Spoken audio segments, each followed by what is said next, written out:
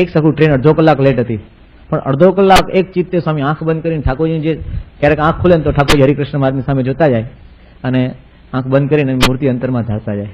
હવે એ પુરુષને સાંગો સાંગ મૂર્તિમાં ઠાકોરજી એમના અંગો અંગમાં રહેલા છે, છતાં પણ ઠાકોરજી પ્રત્યે એમની કેટલી પરાભક્તિ છે. આપણને ખ્યાલ આવ્યો કે સ્વામીનું ધ્યાન કેવું આપણને એક શીખવે છે કે ઠાકોરજી પાસે કેવી રીતે ધ્યાન કરવું. તો સ્વામી બાપા આમ સતત આ મૂર્તિ સામે જોઈને બસ મૂર્તિ સામે જોયા કરે અને આમ આંખો બંધ કરીને મૂર્તિ અંતરમાં ઉતારતા જાય. સ્વામી એ રીતે બોમ્બે જતી વખતે આવો પણ એક અદભુત પ્રસંગ બનેલો છે. એક વખત ન્યૂ જર્સીમાં સ્વામી હતા, અમેરિકામાં 1994ની વાત છે. ત્યારે ન્યૂ જર્સીથી બોસ્ટન જવાનું હતું. આમ તો બાય કાર જઈએ તો 4 કલાક થાય, 3.5 થી 4 કલાક થાય. પણ હરિભક્તો એવો વિચાર કર્યો કે સ્વામી બાપાને આપણે એવો ટાઈમ બગાડવો નથી, એટલે એક ચાર્ટર પ્લેન કર્યું. નાનું એવું પ્લેન હતું 8 સીટરનું. એટલે અમે 8 સંતો, એમાં 7 સંતો અને એક કેસી પટેલ તેના પ્રેસિડેન્ટ સાથે આવ્યા. બીજા બધા સંતો બાય કાર ગયા. અને જેવું પ્લેન ઉપડ્યું સતત સ્વામી બાપા આમ નાનું પ્લેન હોય ને તો જોવાની બહુ મજા આવે, કારણ કે નાનું પ્લેન બહુ ઊંચે ના જાય, આમ નીચે રહે ને એટલે બધો તમને વ્યૂ ખ્યાલ આવે. આ બધા બિલ્ડિંગો, નદી, બધી સ્ટીમરો જતી હોય, પ્લેન ઉડતા હોય, બધા નાના નાના પ્લેનના પાર્કિંગ હોય, બધું ઉપરથી વ્યૂ બહુ સારો હોય, ગ્રીનરી. પણ મોટા પ્લેનમાં તો પછી ઉપર જાય એટલે વાદળા જ આવી જાય, એમાં તો બધું આંખો બંધ રાખો ખુલ્લું રાખો સરખું જ રહે. બહુ ક્લિયર હોય આકાશ તો તમને નીચેનું બધું દેખાય. તો એ 35,000 ફૂટની ઊંચાઈ ઉડતું, એમાં કાંઈ ના. આ નાના પ્લેન છે ને લગભગ 10,000 ફૂટની ઊંચાઈ ઉડતું હોય, 10,000 ફૂટથી તમે બધું ક્લિયર જોઈ શકો. તો બધા સંતોએ કીધું કે બાપા અહીંયા આગળ આ પેલું આ એમ્પાયર સ્ટેટ બિલ્ડિંગ ગયું ને આ પેલું વર્લ્ડ ટ્રેડ સેન્ટર ગયું ને આ મેનહટન પસાર કર્યું ને આ પેલી નદી છે. પણ સ્વામી જોવે જ ને, હા બસ ચાલુ કરે. અને જે સતત 4 કલાક સુધી સ્વામીએ ઠાકોરજી સામે જોઈને એ ધ્યાનસ્થ મુદ્રામાં સ્વામી માળા કરી. એ પણ આપણને એક સ્વામી બાપાને બતાવે કે આ લોકનું સ્વામી આ લોકમાં ક્યાંય જાગતા નથી. આપણને સુખ આપવા માટે ઘણું બધું એ કરે, પણ એમના અંતરમાં ભગવાન સિવાય બીજી કોઈ જાતની વૃત્તિ નથી. એટલે આવા તો ઘણા પ્રસંગો આપણે જોઈએ કે સ્વામી બાપા એક ધારું ઠાકોરજી સામે જ જોયા કરે. ઘણી વખત સ્વામી જે એક વખત વિશિષ્ટ રીતે જાગેલા, તો એ પણ એક હવે ટાઈમ થવા આવ્યો છે, પણ એક પ્રસંગ કહીને આપણે પૂરું કરીએ કે 1986માં સ્વામી બાપાએ ધુવારણમાં મૂર્તિ પ્રતિષ્ઠા કરવા જવાનું હતું. એને આગલે દિવસે બોચાસણમાં સૂર્યગ્રહણ હતું, ચંદ્રગ્રહણ હતું. રાતના 12 થી 4 કલાકનું ચંદ્રગ્રહણ હતું. તો ચંદ્રગ્રહણમાં સ્વામી બાપા અચૂક જાગતા હોય છે. આપણે આ ઉંમરે પણ સ્વામી બાપા જાગતા હોય છે. આપણે ઘણી વખત આપણે યુવાનીમાં હોઈએ ને તો પણ આમાંથી ઘણા બધા ગોધરા ગ્રહણ કરતા હશે. રાત્રે 12 થી 4 કોણ જાગે? એ ગોધડું ગોળી હોઈ જાય, સવારે ઉઠે એટલે નાહી ધોઈને પછી પૂજા કરી લે. પણ સ્વામી બાપા ક્યારેય ગ્રહણના ટાઈમમાં સુતા એવો પ્રસંગ બન્યો નથી. ગ્રહણ જો 12 વાગે શરૂ થવાનું હોય ને તો 12:05 સ્વામી રૂમ છોડી દે, બધી વ્યવસ્થા કરીને કે રૂમમાં પછી નાવાનું કઈ વસ્તુ અડવાની નહીં, કારણ કે ગ્રહણ પછી સીધું નાહી લેવાનું હોય. 12:05 થયું અને સ્વામી રૂમની બહાર નીકળી જાય બધી વ્યવસ્થા કરીને, અને સભામાં પછી પહોંચી જ ગયા હોય. આ રીતનું સ્વામી બીમારીમાં પણ એક વખત સખત બીમારી હતી 78માં, તો સ્વામીએ બીમારીમાં પણ ત્યાં આગળ હોલની અંદર બહુ જ તાવ હતો સખત, તો તાવમાં પણ બ્લેન્કેટ પથરાઈને ત્યાં આગળ જાગરણ સૂતા, ભલે આમ પડેલા હતા પણ જાગ્યા, અને જાગતા જાગતા સંતો પાસે કીર્તને બોલાયા, વાંચન કરાયું, એ જ પ્રક્રિયા કરી. એટલે ગ્રહણ હતું એટલે આખી રાતનો ઉજાગરો. 4:30 ગ્રહણ પૂરું થયું, અને ગ્રહણ પૂરું થાય ને એટલે તરત સ્વામી બંધ ન કરે, 5 મિનિટ વધારે ધૂન કરાવડાવે. 4:30 પૂરું થયું ને 4:35 પહેલા છોડે નહીં, 5 મિનિટ એક્સ્ટ્રા લે. અને પછી સ્વામીશ્રી સ્નાન કરવા ગયા. સ્નાન કરીને ગ્રહણ પછી નિયમ છે કે સંતો પૂજા કરે અને હરિભક્તો દાન કરે. આ તો સવારનો ટાઈમ હતો એટલે 2 પૂજા ભેગી કરી લેવું નક્કી થયું. એટલે સ્વામી બાપાએ ડબલ પૂજા કરી. એટલે રોજ 35 મિનિટ કે 40 મિનિટ પૂજા કરતા હોય, એના બદલે અડધો કલાક વધી ગયો, એટલે 1 કલાક પૂજા ચાલી. એટલે સીધા 6 વાગ્યા એટલે પછી ઠાકોરજીની આરતી માટે પધાર્યા. ઠાકોરજીની આરતી કરી અને શણગારના દર્શન થયા, અને દર્શન થયા પછી આ બાજુ ઠાકોરજીની થાળ થઈ ગયો હતો, અને સ્વામીશ્રી ઉકાળાપણી અલ્પાહાર કર્યો અને સૂતા, અને 6:30 થયા હશે. અને પગ દાબીને બહાર ગયા બધા સંતો. પછી મને કે 1 મિનિટ કે મને શું કંઈ કામ હશે? પછી કે નાહવું છે કે. તો ફરી વાર કંઈ નાહવાનું, કે રાત્રે મજા ના આવી હોય ને એટલે ફરી વાર નાહવા ગયા. તો 7 વાગે નાહીને સૂતા, તો પાછા 8:15 તો ઉઠી ગયા. એટલે 1.25 કલાકનો એમને ટાઈમ મળ્યો એ સુવાનો. અને બપોરે પણ એવું થયું, મોડું થયું, એટલે બપોરે 1.5 કલાકની ઊંઘ મળી. એટલે આખી રાતનો ઉજાગરો, એમાં કંઈ સુખ આવ્યું નહીં. અને બાપા 1.5 કલાક સુતા, એટલે અમારી પરિસ્થિતિ તમને ખ્યાલ આવે કે અમારે શું હોય. જે દિવસ નીકળવાનું હોય એ દિવસ બપોરે તો પેકિંગમાં જાય, એટલે અમને પણ ઊંઘ આવેલી નહીં. એકચ્યુઅલી અમારી એ ખામી કહેવાય, ગમે એટલી ઊંઘ હોય તો ન થવું જોઈએ. પણ તે વખતે આખી રાત ને દિવસનો ઉજાગરો થયો, અને ધુવારણમાં મૂર્તિ પ્રતિષ્ઠા, અને ત્યાં આગળ ગેસ્ટ હાઉસમાં ઉતારો, જીબીનું ગેસ્ટ હાઉસ છે એમાં ઉતારો હતો. સાંઈ બાપા કે કાલે પ્રતિષ્ઠા છે ને એટલે અડધો કલાક વહેલો ઉઠાડજે કે. એટલે મેં કીધું સારું. એટલે મેં તો અડધો કલાક એલાર્મ વહેલું પણ સેટ કર્યું. પણ આ 2 દિવસની ઊંઘ એવી ભેગી થયેલી એટલે અલાર્મ વાગીને ઊંધું પડી ગયું હશે ને તો એ મારી ઊંઘ ઉડી નહીં. અને આ બાજુ બધા સંતો બહાર રાહ જોવે કે બારણું ખુલે તો અંદર આવે ને. હવે સ્વામી બાપાએ આરામમાં હું સૂતેલો, અને તે વખતે કાચ હતો ને, કાચમાંથી તડકો આવ્યો, અને તડકો અજવાળું આમ તો પેપર મારી દીધેલા, પણ અમુક જે ગેપ હોય ને એમાંથી અજવાળું આવે. અને પછી સવારના 6 વાગે ઉઠાડવાના હતા, અને સ્વામી કહે કે અડધો કલાક વહેલા ઉઠાડજો. એના બદલે મારે 6:45 થઈ ગયા. એટલે મને એમ કે આ ઘડિયાળ ખોટી હશે. એટલે જેવું આમ ઉઠ્યું ને સીધું બારણું ખોલ્યું બહાર, તો બહાર બધા પીડી સ્વામી ને બધા જે સેવક સંતો હતા ને બધા બહાર ઉભા હતા. એ કે કેમ આટલી બધી વાર થઈ ગઈ, સ્વામી નાહી લીધું? મેં તું કેટલા વાગ્યા? હું એકદમ બરોબર ઊંઘમાં જ હતો. કે 7 થવાયા. કે મેં તું હોય નહીં. કે જોયું કે 6:45 થયા. હવે આ બાજુ મને તો બીક લાગી ખરેખરી. મેં તો આજે સ્વામી આપણે ખખડાવવાના છે, કારણ કે અડધો કલાક વહેલા ઉઠવાનું કીધેલું અને 6:45 તો અહીં થઈ ગયા. અને મને ખરેખર અંતરમાં એટલી બધી બીક લાગી આજે વારો પડવાનો છે, કારણ કે એક બાજુ પ્રતિષ્ઠાનો ટાઈમ સાચવવાનો અને ભૂલ આપડી જતી, એમાં કોઈ સ્વામીનું જરાય હતું નહીં. અને આ બાજુ એક રાત ને એક આખો દિવસ 24 કલાકનો ઉજાગરો, એટલે મને ખ્યાલ ના રહ્યો. અને સ્વામીને આમ જગાડ્યા. સ્વામીને ઉજાગરો જ હતો, કારણ કે 1.5 કલાકની ઊંઘ મળેલી અને બસ સવારે 1 કલાકની. એટલે આ બાજુ સ્વામીને ઉજાગરો જ હતો, એટલે સ્વામીને સખત ઊંઘ આવે. આવું તો છે ને કેટલા વર્ષોમાં ક્યારેક જ થતું હોય છે. આ પાછી પ્રસંગો બાદ નથી થતું. આ એક એ તો વિશેષ પ્રસંગ છે, એટલે આપણે જાણવા માટે વાત કરું છું. અને આ બાજુ સ્વામી બ્લેન્કેટ ઓઢીને સૂતા હતા, અને ઉઠાડવા કે ન ઉઠાડવા એમ થાય. જો ન ઉઠાડશું તો એ સ્વામી ખીજાશે. એટલે આમ કરીને જેની બ્લેન્કેટ ખેંચી, અને બ્લેન્કેટ ખેંચીને સ્વામીને થોડા ઉઠાડ્યા. અને જોયું તો પાછું બ્લેન્કેટ જ્યાં આમ ખેંચેલી ને પેટ સુધી લાવી દેલી, તો પાછી સ્વામીને છે ને મોઢે માથે ઓઢવાની કોઈ દિવસ તેવું નથી. તો એ દિવસ પાછી બ્લેન્કેટ ઓઢીને મોઢે માથે આખી ઓઢી પાછી આમ પડખું ભરીને સુઈ ગયા. આમ નાના છોકરાને જેમ આમ પડખું ભરીને આખું સુઈ ગયા સ્વામી. મને લાગે હવે શું કરું, બરોબર એક બાજુ સ્વામીને ઊંઘ આવે સખત, હવે ઉઠાડ્યા કે ન ઉઠાડાય એક બાજુ આ બીક લાગે કે હવે ન ઉઠાડશું તો આ તકલીફ, અને મોડું તો થયું હતું જ, અને મારે નાવાનું બાકી હતું. હું નાહ્યો પહેલા એવું કરું, શું કરું, હું વિચારમાં પડ્યો. પણ મેં તો હવે આ સ્વામીનું પહેલા સાચવી લઉં, પછી જેવી આમ ફરીવાર બ્લેન્કેટ ઓઢીને તો ફરીવાર સ્વામી બ્લેન્કેટ ખેંચીને સુઈ ગયા. અને પછી ધીમે ધીમે થોડાક હલાયા. મને કે કેટલા વાગ્યા? મેં તો આપણે ટાઈમ થઈ ગયો છે. હું તો અત્યારે કહેવું નથી, નહીં તો અત્યારે સીધું જે થશે. મેં તો ટાઈમ થઈ ગયો છે, આપણે ઉઠીએ. અને સ્વામી ખબર પડી ગઈ, આપણે અચકે ને કોઈક માણસ બોલે ને એની પરથી ખબર પડી જાય કેટલા આમ છે, તરત જ પામી જાય. એટલે પછી સ્વામી નાવા ગયા. સ્વામી શૌચ માટે પધાર્યા, અને આ બાજુ બાથરૂમની નાવાની તૈયારી કરતો હતો, નવડાવવાની. ડોલ ને બધું ભર્યું, માટીને કાઢ્યું હાથ ધોવા માટે. મને કે કેટલા વાગ્યા? કે મેં 7 થવાયા છે. તો કેમ 7 થવાયા છે? મને કે હમણાં મારો વારો પડ્યો. પણ ઘણી વખત જે આપણા મગજમાં જે હોય ને ઘણી વાર સાવ જુદું કરતા હોય છે મોટા પુરુષ. પછી મેં તો સ્વામી ઊંઘ આવી ગઈ. તો કે ઘડિયાળ એલાર્મ નતું મૂક્યું? મેં સ્વામી મૂક્યું હતું. તો કે વાગીને તરત બેઠા થઈ જવું? કે મેં તું ખ્યાલ આવે તો બેઠા થાય ને, તો હું વાગી ઊંધું પડી ગયું તો ખબર નથી પડી. પછી મેં તો ભૂલ થઈ ગઈ સ્વામી, આજે તમે મને અડધો કલાક વહેલા ઉઠાડવાનું કીધેલું ને, પણ આપનો બધો પ્રોગ્રામ ડિસ્ટર્બ થઈ ગયો. સ્વામી કહેવાય પ્રાયશ્ચિત કરી નાખવું એમ કીધું. સ્વામી કે ના એવું કંઈ નથી, કે આપણે વોકિંગ નહીં કર્યું, નાઈ લઈશું એટલે 7:30 પાછી પૂજામાં આવી જઈશું. હવે એક બાજુ કેટલું એ હતું કે બીજી બાજુ આમ જો એકદમ એક્સ્ટ્રીમ લાગે. કંઈ વાંધો નહીં, આપણે આજે વોકિંગ નહીં કરીએ ને એટલે ટાઈમે પહોંચી જવાશે. કે આપણો બેલ પણ પડી ગયો છે, એટલે આપણે ટાઈમે આરતીમાં પહોંચી જઈએ. આ મોટા પુરુષનું આ જ ઉત્થાન હોય છે. સહજાનંદ સ્વામી મહારાજની આ પ્રમાણે આપણે આ વ્યવસ્થા કરીએ છીએ અંદર બેસાડવાની, ઉભા કરવાની. પણ કોઈ નવું આવે ને તો જરાય ગમે નહીં. સ્વામી બારણું બંધ કર્યું, 2 વાર પૂછે, એટલે એટલી બધી સંકોચ પ્રકૃતિ. પણ તેમ છતાંય સ્વામી બાપા ઘણા અમારા પરદેશના આવે છે ને, વિશ્વારી સ્વામી પરદેશથી સાધુ થવા આવેલા. પછી ગામડે વિચરણા બાજુ ખંભાત બાજુ થયું. તો ખંભાત બાજુ તો કોઈને ત્યાં સંડાસ મળે નહીં, તો 2-3 દિવસ સુધી સંડાસમાં જ ના જાય, બહાર ખુલ્લે જવાનું ને કે હવે આ ન ફાવે, કે એ સેટિંગ જ ના થાય. હમણાં અમે છોકરાઓ સાથે ગયા હતા, લંડન અને અમેરિકાના કિશોરો બધા આવ્યા હતા અહીં શિબિર માટે. અને પછી વિચરણમાં બધા નીકળ્યા હોય તો ઇંગ્લિશ સંડાસ ના હોય ત્યાં સુધી સંડાસમાં ના જાય, રોકી રાખે 2 દિવસ પછી જઈશું. કે આવી પરિસ્થિતિમાં જે ઉછરેલા હોય એ લોકોને કેટલી તકલીફ પડતી હોય. પણ સ્વામી બાપાએ ક્યારેય પોતાનો આ દેહ માટે ક્યારેય વિચાર કર્યો નથી.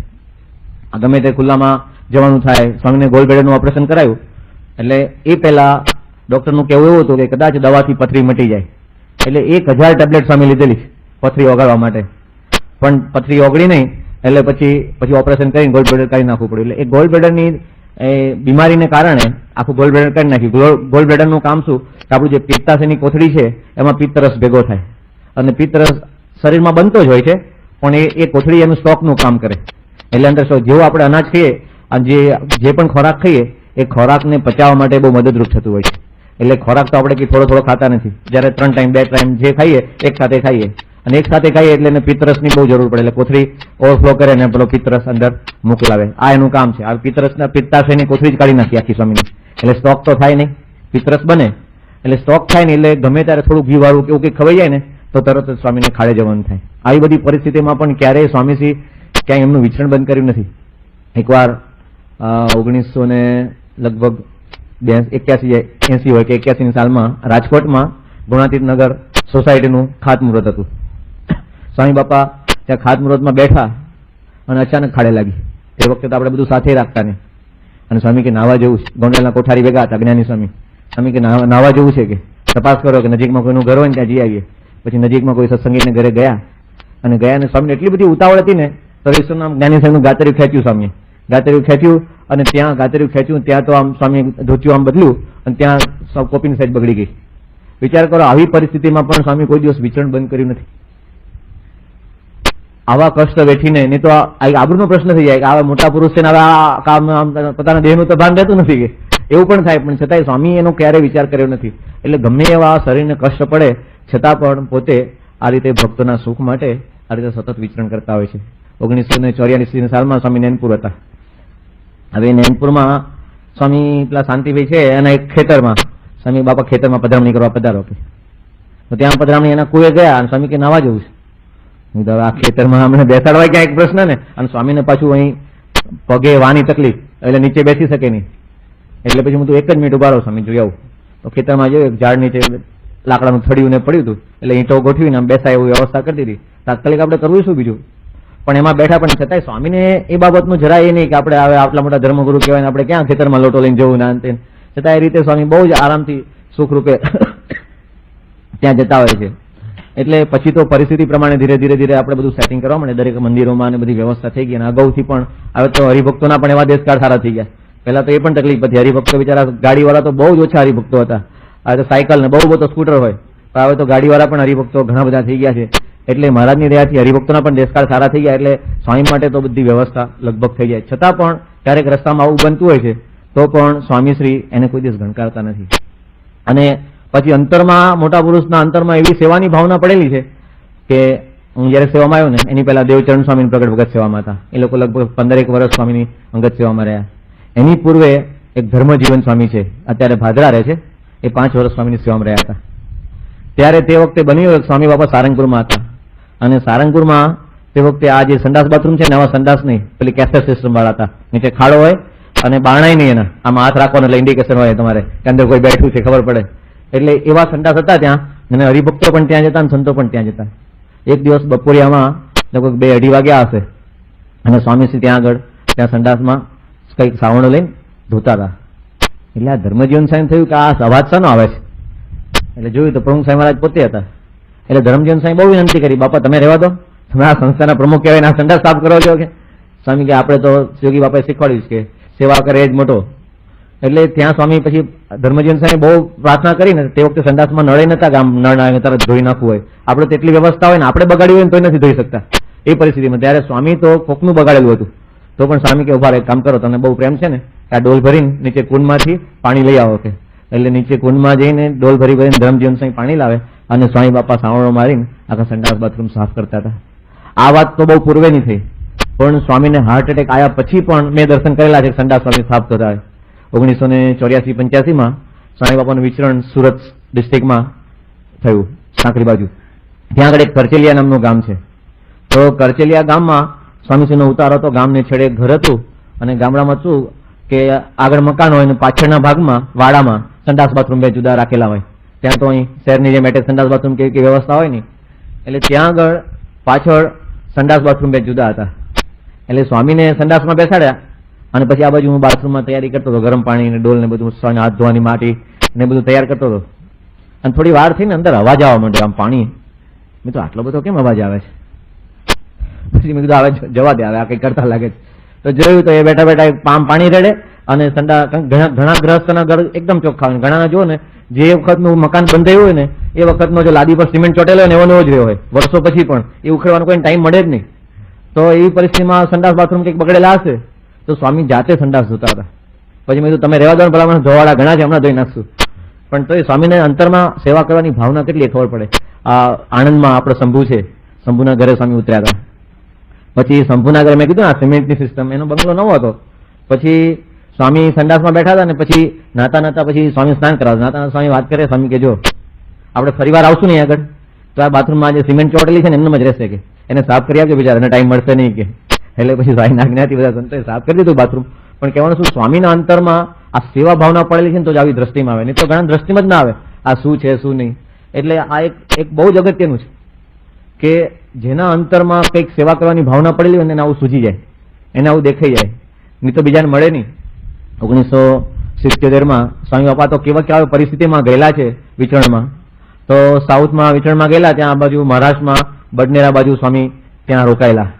હવે ત્યાં આગળ આપણે જુઓ તો એની સિસ્ટમ કેવી કે ઘરની બહાર છે ને સંડાસ હોય અને પછી પહેલા નીચે પેલા ડબ્બા સિસ્ટમ રાખતા હતા અને પાછળથી ભૂંડડા આવે ને બધું જ આવે. પણ એવી પરિસ્થિતિમાં પણ સ્વામી ત્યાં બહુ પ્રેમથી ગયા છે, કારણ કે સ્વામી કે આપણે તો એક દિવસ છે, હરિભગત બાકી આખી જિંદગી અમારા બિચારા ગુજારે. અમે કીધું સ્વામી આ ભૂંડડા આવે તો આમ સંડાસ જવાનું કેમનું મન થાય. સ્વામી કે આપણે આપણો વિચાર કરીએ છીએ પણ હરિભક્તો બિચારા આખી જિંદગી અમારે જ છે, એનો વિચાર થાય. એટલે મોટા પુરુષના અંતરમાં કે જે લોકો સાથે કે છે ભગવાન આ લોકમાં જયારે આવે છે ને તો પોતાના ભક્તોની સાથે પોતાના જીવા એક મિક્સ થઈ જાય છે, તો એને સુખ આવે. ને તો કૃષ્ણ ભગવાનને જેમ અર્જુનને કૃષ્ણ ભગવાને વિરાટ સ્વરૂપ દેખાડ્યું, એને બહુ ઈચ્છા હતી કે મારે તમારું વિરાટ સ્વરૂપ દેખાડો. તો વિરાટ સ્વરૂપ જોઈને આનંદ તો થયો, પણ પછી ભગવાનને પ્રાર્થના કરી, ભગવાન તમે જેવું સ્વરૂપ ધારણ કરો તમને સુખ આવશે, તો સુખ આવશે નહીં. એટલે મોટા પુરુષની સ્થિતિ ઘણી બધી ઊંચી હોય છે, છતાં પણ આપણને સુખ આવે એટલે આપણે જે રીતે રહેતા હોય, આપણે જે રીતે ફરતા હોય એ જ રીતે પોતે એના રૂપને ધારણ કરતા હોય છે. એટલે સ્વામી બાપાના જીવનમાં આવી રીતે શૌચના તો ઘણા બધા પ્રસંગો છે, ઘણી બધા ખેતરમાં વાડીમાં આવી રીતે ગયેલા છે સ્વામી બાપા. પછી બીજી એક વિશેષતા સ્વામીની એ છે કે સ્વામી બાપાને ગમે એટલી તકલીફ પડે ને, ક્યારેક ફિશરની તકલીફ થઈ ગયેલી છે, પછી ક્યારેક ઊનવા થઈ જાય, આવું બધું ઘણું બધું થાય, પણ કોઈ દિવસ સ્વામી સામેથી કહેતા નથી. 1993ની સાલમાં સ્વામીને કલકત્તામાં ચક્કરને આવ્યા, એટલે પછી તાત્કાલિક આપણે બોમ્બે લાવવા પડેલા, કારણ કે ત્યાં MRI વિથ એન્જિયો કલકત્તામાં તે વખતે સગવડતા નહોતી. અને ડોક્ટર કહે છે કે આ લગભગ નાના મગજમાં સોજો છે એટલે આ કરાવવું પડશે. પછી ભગવાન તેથી કાંઈ નીકળ્યું નહીં, પણ એ પરિસ્થિતિમાં સ્વામી બાપાને બોમ્બે લાવ્યા. અને બોમ્બે લાવ્યા સ્વામીને ઘણા વખતની તકલીફ હશે. હવે સંડાસમાં તકલીફ હોય કેવી રીતે ખબર પડે, પણ બનવા જોગ એવું થયું કે એક દિવસ સ્વામીને ખાડે જવું હતું અને એકદમ ઉતાવળ થઈ અને ટુકડો આપ્યો સાઈન બદલવા અને ત્યાં જ સહેજ કોપિનમાં બગડી ગયું. અને કોપિનમાં બગડ્યું એટલે મેં જોયું અંદર રિસ્ટર લોહી પડ્યું હતું. એટલે પછી વાત કરીશ ડોક્ટરને, મેં કીધું આવું છે, સ્વામી લોહી પડ્યું છે. એટલે પછી સ્વામીનો સ્ટૂલ ટેસ્ટ કરાયો અને એમાં બ્લડ આવ્યું. પછી જોયું તો ફિશરની તકલીફ હતી, ઘણા વખતથી સ્વામી બાપાને ફિશરની તકલીફ હતી, પણ આવું તો ક્યારેક જ આપણને જાણવા જોવા મળતું હોય. પછી તો દવા કરી, પણ કહેવાનું શું છે કે આવી ગમે એટલી તકલીફ થાય ને તો સ્વામી ક્યારેય જાણ કરે નહીં. પછી આવું કંઈક ઊનવા થઈ ગયો, ઝાડા થઈ ગયા હોય તો સ્વામી આમ એકદમ મજબૂત છે, પણ આવું થાય ને તો ઘણી વાર આપણને એક બાળક જેવા થઈ જાય, સાવા એકદમ ઢીલા થઈ જાય. આપણને લાગે આ મોટા પુરુષ આવે જિંદગી ભર આપણે કહે ને એમ જ કરશે. આપણને એવું લાગે કે હવે તે વખતે એવું કરે ને આપણે કહે ને બધું કરીએ, આપણે જેમ કે એમ બધું કરે. આપણે લાગે કે આ એવી પરિસ્થિતિ જિંદગી ભર આપણે કે ને આપણે કહીશું એમ જ કરશે કે, પણ જેવા સાજા થયા નથી પછી જે પાવર આવે પછી કોઈનું સાંભળે તો બીજા આવે. એટલે મોટા પુરુષ ઘણી વખત એમ લાગે કે એવી લીલા કરે ને કે આપણા સાવ બાળક જેવા દેખાય, એટલે બીમારીમાં એકદમ એવું થઈ જાય. પણ અંદરનો વિલ પાવર એમનો જબરજસ્ત છે. ક્યારેક એવું પણ દેખાડી દે કે આમ એકદમ ઢીલા થઈ ગયા, આ થઈ ગયા, પણ ક્યારેય પણ પોતાના દેહના દુઃખને કોઈ દિવસ જાણ કરતા નથી. આપણને ખબર પડે એમની કઈક ક્રિયા થોડીક જુદી દેખાય એની પછી આપણે કઈ પકડીએ તો એ કઈક કે, બાકી કોઈ દિવસ એ કહેતા નથી. એટલે આવી રીતે સ્વામી બાપા ઘણી વખત વિચરણ કરતા કરતા સ્વામી બાપાને બહાર સંડાસમાં જવું. પાછો સ્વામી બાપાનો એક નિયમ કે દેશમાં જાય પરદેશમાં જાય એમના હાથ ધોવાની ક્રિયા એ માટીથી જ ધોવાના.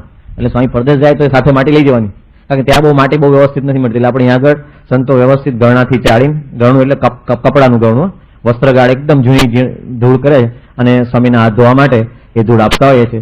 એટલે સ્વામીનો આ પણ એક નિયમ છે કે ગમે તે દેશમાં હોય કે પરદેશમાં હોય પણ સ્વામી 17 વખત માટીથી હાથ ધોવે.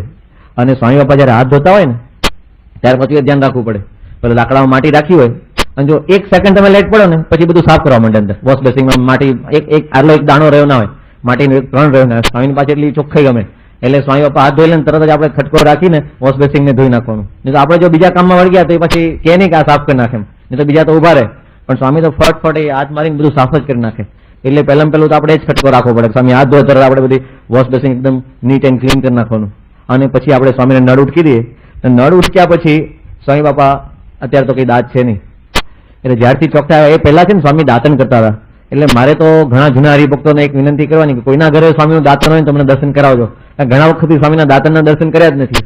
કદાચ કોઈક એવું છે, કારણ કે સ્વામી પહેલા આપતા નતા, મને ખબર છે કે અથવા જો પ્રગટે કોઈને આપ્યું ખબર પડે ને તો પ્રગટની ધૂળ કાઢી ઘણી વખત એવું કરતા. એટલે આવી સ્વામી કે પ્રસાદી આ બધા પૂછા હું ભેગા કરવાના છે. પ્રસાદી તો એક શ્રીજી મહારાજ 78 દાતન હંમેશા કરતા. અને દાતન કરીને પછી સ્વામીને પાયુરિયાની બહુ તકલીફ હતી. અને તે વખતે સ્વામી બાપા છે ને પેલી બોકાસન નામની એક પાવડરની આવતી પડીકી, એટલે એન્ટીસેપ્ટિક, એટલે એના કોગળા કરતા હતા સ્વામી હંમેશા. અને ભ્રષ્ટાદી ભેગી કરી હોય તો મને ખાસ દર્શન કરાવજો. કોઈને જાણમાં હોય તો કહેજો કે ઘરે છે તો આપણને લાભ મળી જાય. કારણ કે ઘણા વખતથી મને બહુ ઈચ્છા થાય ક્યાંક આવા દર્શન, પણ એ દુર્લભ થઈ ગયા છે. એટલે સ્વામી બાપા એ દાતન કરતા તો પહેલા નિયમ હતો કે સ્વામી બાપા જયારે દાતન કરે ને તો એક આવા દર્શન, પણ એ દુર્લભ થઈ ગયા છે. એટલે સ્વામી બાપા એ દાતન કરતા તો પહેલા નિયમ હતો કે સ્વામી બાપા જયારે દાતન કરે ને તો એક પાટલો રાખતા બાથરૂમમાં અને પાટલા પર બેસે અને શરૂઆતમાં એ દાતન કરતા તો પહેલા નિયમ હતો કે સ્વામી બાપા જયારે દાતન કરે ને તો એક પાટલો રાખતા બાથરૂમમાં અને પાટલા પર બેસે અને શરૂઆતમાં હતા. એ વખતે ટપાલની સેવામાં ડોક્ટર સ્વામી હતા સ્વામી સાથે. એટલે ડોક્ટર સ્વામી ટપાલનો થપ્પો લઈને આવી જાય. સ્વામી બાપા દાતન કરતા હોય, આમ દાતન કરે, એક લોટો બાજુમાં રાખ્યો હોય, આમાં પાણી કોગળા કરતા જાય અને ડોક્ટર સ્વામી બધા જે ટપાલો આવી હોય એ બધું પૂછી લે કે આનું આ છે, એનું શું કરવાનું છે. એટલી નાનામાં નાની ક્રિયામાં પણ સ્વામી બાપા સમયનો સદુપયોગ કેવો કરતા હોય આપણે આ ક્રિયા પરથી ખ્યાલ આવે કે દાતન કરતા હોય, ઉલ ઉતારતા હોય તો કેટલો વાર લાગે, થોડીક જ વાર લાગે, પણ એ ટાઈમમાં પણ સ્વામી બધા ટપાલનું ઘણું બધું કામ ઉકેલી નાખતા. એટલે સ્વામી દાતન કરતા કરતા આ રીતે પહેલા ટપાલનું કામ કરતા હતા. પછી જયારે વર્ષો ગયા પછી સ્વામીને એટલે સ્વામી દાંતા કરતા આ રીતે પહેલા ટપાલનું કામ કરતા હતા. પછી જયારે વર્ષો ગયા પછી સ્વામીને જયારે 1983માં હાર્ટ એટેક આવ્યો ત્યાર પછી ટપાલનું કામ કરતા હતા. પછી જયારે વર્ષો ગયા પછી સ્વામીને જયારે 1983માં હાર્ટ એટેક આવ્યો ત્યાર પછી ડોક્ટરે એવું કીધું કે તમારે હવે વોકિંગ મસ્ટ બી, સવારે અને સાંજે. પહેલા શરૂઆતના પીરિયડમાં એવું હતું કે 3 ટાઈમ સ્વામી વોકિંગ કરતા હતા, 20-20 મિનિટ, સવારે, સાંજે અને રાત્રે 10:30 પછી સ્વામી વોકિંગ શરૂ કરે. અને તે વખતે એ દરમિયાન સ્વામીના વોકિંગના જો પ્રસંગો જોઈએ ને તો એ પણ ઘણા બધા છે. પણ વોકિંગ પહેલા સ્વામી આપણે જે દાતણ ને કરે એનું થોડુંક જોઈ લઈએ કે સ્વામી બાપાને જયારે ચોકઠા આવ્યા પછી તો સ્વામી સીધું પેલા મીઠાના કોગળા કરે, પેલા ઉલ ઉતારી લે. અને ઉલ ઉતારે તે વખતે અમદાવાદમાં એક આપણા સોની મહાજન છે, એ હરિભગતને થોડો પ્રેમ આવ્યો કે બાપા સામાન્ય ઉલિયાથી ઉલ ઉતારે છે તો કે હું ચાંદીનું ઉલિયું લાવી દઉં કે. એટલે બહુ સરસ ચાંદીનું ઉલિયું ઠાકોરજીને ધરાઈને કમ્પ્લીટ તૈયાર કરીને સ્વામી માટે લાય, એકદમ સોફ્ટ હતું. તો સ્વામીને ખબર પડી કે આ ચાંદીનું ઉલિયું આવ્યું છે એટલે તરત જ આ કોણ લાવ્યું કે. પછી કીધું કે આ તો પેલા મહાજન લાવ્યા છે કે. સ્વામી કે આ સાધુને શોભે એવું છે, આમાં કઈ સોનાનું છે નહીં. એમ કીધું હમણાં આમાં કઈ સોનાનું છે નહીં, પણ સોનું નથી, પણ આ આપણું આ સાધુને શોભે એવું છે, ખબર પડે તને કે. મેં તો આ વાપરી લો ને આ ખલાસ થશે, પછી બીજું સાદું લાવશું. કારણ કે પેલું જૂનું ક્યાંય ગયું લાવ કે. જૂનું લીધું ને આમ ચાંદીનું આમ વિસરના મુસેટી દીધું ચાંદીનું લીધું. કારણ કે આપણે સાધુને તો સાદું હોય ને એટલું જ સારું. નહીં તો આપણે આવા પ્રસંગ બહુ સામાન્ય પ્રસંગ લાગે છે, પણ એની પર સ્વામીની જે અંતરમાં જે ભાવના છે કે જેમ તેમ જેવું તેવું ચલાવી લેવું, એ આવા પ્રસંગો પરથી આપણને ખબર પડતી હોય છે. પછી સ્વામી બાપા જયારે ઉલ ઉતારી લે પછી કોગળા કરે, અને કોગળા કરીને સ્વામી છે ને આમ આંખો જોતા હોય છે. એટલે આંખોમાં જે ચીપડા બાજી આવે ને બધું રાતનું હોય ને એ નીકળી જાય. પછી સ્વચ્છ રૂમાલથી સ્વામી મોઢું લૂછીને સ્વામી બાપા રૂમમાં પધારે. જ્યાં આગળ સોફા હોય ત્યાં આગળ આપણે બ્લેન્કેટ કેવું પાથર્યું હોય એની ઉપર ઉભા રહીને સ્વામી બાપા ધોતી વ્યવસ્થિત પહેરી લે. પછી સ્વામી સવારે ખાડે ગયા હોય ને એટલે પછી પૂજારી કોઈને અડવાનું નહીં પાછું, એટલે પછી એકલા હાથે જ કરવાનું. એટલે સ્વામી નામ કરીને સોફા પર બેસાડી દેવાના. સોફા પર બેસે પછી સ્વામી છે ને કોન્ટેક્ટ લેન્સ પહેરતા હોય છે. હવે કોન્ટેક્ટ લેન્સ પહેરવાનું એટલે ઘણાને સેટ થયો ન થયો ન થાય એવું થાય. કોન્ટેક્ટ લેન્સની પણ આખું રામાયણ લખાય એવું છે. કોન્ટેક્ટ લેન્સ સ્વામીને આ એકદમ સોફ્ટ કોન્ટેક્ટ લેન્સ પહેરે છે, પણ ઘણી બધી વખત એવું થાય છે કે સ્વામીને કોન્ટેક્ટ લેન્સ એકદમ ખૂંચે, અને આંખમાં એ વસ્તુ છે ને એકવાર ખૂંચવાની શરૂઆત થઈ ને એટલે ગમે ત્યારે કાઢવો પડે, ઇમરજન્સી આવે. એટલે સ્વામી બાપાનો જો કંઠીમાળાનો થયેલો છે ને એમાં જ આપણે એક સેટ રાખીએ છીએ, કોન્ટેક્ટ લેન્સ કાઢવા માટેની ડબ્બી, એનું સલાઈન સોલ્યુશન, ટીસ્યુ પેપર, ગમે ત્યારે કામ લાગે. કારણ ઘણા એવા બધા પ્રસંગો છે કે સ્વામીને ઇમરજન્સીમાં કોન્ટેક્ટ લેન્સ કાઢવા પડ્યા હોય. એક વખત તો સ્વામી નાતા હતા બાથરૂમમાં, ત્યાં ખૂચ્યો તો ત્યાં તરત કોન્ટેક્ટ લેન્સ કાઢી લેવો પડ્યો. પછી એક વખત ધુવારણમાં હતા સ્વામી, તો ધુવારણમાં ગાડીથી ઉતરતા હતા અને અચાનક કોન્ટેક્ટ લેન્સ ખૂચ્યો. સ્વામી આ લેન્સ કાઢવો પડશે, એક પગ ગાડીના બારણાની બહાર, એક પગ અંદર. સ્વામી આ લેન્સ કાઢવો છે કે તરત જ પછી આપણે લેન્સ કાઢી લીધો. પણ આવા તો ઘણા બધા પ્રસંગો બનતા હોય છે. એકવાર જમતા જમતા ખૂચ્યો, આવા તો ઘણી વખત બને. જમતા જમવાનું ચાલુ હોય લેન્સ એકદમ ખૂચે એટલે કોન્ટેક્ટ લેન્સ કાઢી નાખવો પડતો હોય છે. એ તો ઠીક છે, એકવાર અમદાવાદથી બોમ્બે જતા હતા, પ્લેન ટેકઓફ થતું હતું, અને ત્યાં ઇમરજન્સી આવી સ્વામીને કે આ લેન્સ ખૂંચે છે. મેં તો 2 મિનિટ ઉભારો, આ ટેકઓફમાં કોઈ એરોસ્ટેસ આવશે ને તરત બેસી જાવ કે ટેકઓફ વખતે અને લેન્ડિંગ વખતે એ લોકો છે ને ઉભા ન રહેવા દે. પણ સ્વામી કે અત્યારે જ ખૂંચે, અત્યારે જ કાઢવું પડશે કે. એટલે પ્લેન ટેકઓફ થતું હતું, આમ રનવે ઉપર દોડ્યું, ત્યાં ખૂંચ્યું, તાત્કાલિક પછી આપણે કોન્ટેક્ટ લેન્સ કાઢી નાખ્યો. બોમ્બેમાં એકવાર સ્વામી બાપા આશીર્વાદ આપતા હતા, પ્રવચન ચાલુ પ્રવચન આમ બોલાયો અને કે શું હશે, મને કે આ કાઢવો પડશે કે. ચાલુ પ્રવચન હું બંધ રાખીને સ્વામીનો કોન્ટેક્ટ લેન્સ કાઢેલો. આવા તો ઘણા બધા પ્રસંગો છે કે સ્વામીના કોન્ટેક્ટ લેન્સ આવી રીતે કાઢવા પડે. અને પરિસ્થિતિ એવી થાય કે પછી એક જ કોન્ટેક્ટ લેન્સથી ચલાવવાનું. ઘણી વાર તો અમે ભૂલી જઈએ કે એક જ પહેર્યો છે, પણ જયારે હાથ પકડે ને એની પરથી વજન આવે ને તો ખબર પડી જાય કે સ્વામીના આજે બે લેન્સ નથી, એક જ લેન્સ છે. એટલે તકલીફ તો પડે જ છે, પણ છતાંય સ્વામી ક્યારેય એને જણાવવા દેતા નથી. એટલે આ રીતે સ્વામી બાપાના ઘણી વખત વ્યક્તિગત દર્શન વખતે ચાલુ હોય ત્યારે લેન્સ ખૂટતા હોય, ત્યારે એકદમ કાઢ નાખવો પડે. એટલે કોન્ટેક્ટ લેન્સની પણ ઘણી બધી કથાઓ અને ગાથાઓ લખાય એવી છે સ્વામી બાપા, છતાં પણ સ્વામી બાપાએ એમના વિચરણમાં ક્યારે પણ કાપ મૂક્યો નથી. 1981માં ભગવાન સ્વામિનારાયણનો દ્વિશતાબ્દી મહોત્સવ થયો. તે વખતે આપણને લાગે હારમાં છે ને પેલી જરી આવે છે ને વચ્ચે, એ જરી બહુ નડે. એટલે મહેરબાની કરીને કોઈ જરીવાળા હાર તો લાવશો જ નહીં. એવા હેરાન કરી નાખે ને, એ કાનમાં ભરાય, બધું જ ભરાય, પણ સ્વામી બિચારા એવા દયાળુ ને કોઈ દિવસ કઈ બોલે જ નહીં. આપણી નજરમાં કેટલું આવે, ઘણા કેટલાય પહોંચતા હોય, આમ વચ્ચે આપણે આમ હાથ મારીને સીધું કરી આપીએ, પણ ઘણા સીધા પછી. એટલે 81માં દ્વિશતાબ્દી મહોત્સવમાં સ્વામીના હાર તોરા શરૂ થયા, અને એ હાર તોરામાં કંઈક જરી કંઈક આંખમાં અડી હશે, ગમે તે હોય, અને આ તો ઉપર જ હોય લેન્સ, સહેજ અડે લેન્સ નીકળી ગયો એક. પછી સ્વામી બાપા સભા પૂરી થઈ ને પછી ગાડીમાં બેઠીને આમ કર્યા કરે, ગાડીમાં બેસતા હતા આમ કરે. મેં કીધું શું થયું છે કે આંખમાં ખૂંચે છે કઈ? કે ના કે મેં આમ હાથ ફરે છે, તમે ગમે તેમ કહો, કઈક તકલીફ છે, કઈક જુદું છે. પછી આમ જોવે, મેં કીધું લેન્સ ખૂંચે છે? તો કે ના. તો લેન્સ પડી ગયો છે? તો કે એવું કંઈક લાગે છે કે એમનો લેન્સ પડી ગયો કે એવું કંઈક લાગે છે કે. એટલે એમનો લેન્સ પછી તો ભગવાન ત્યાંથી મળી ગયો. પણ મળ્યો ક્યાંથી કે સ્ટેજ પરથી બધા ઉતરતા ને એમાં જે વચ્ચે પગથિયું આવે ને એમાં. મેં કીધું ક્યારે પડ્યો? તો કે હારતોરા વખતે નીકળી ગયો એવું લાગે છે.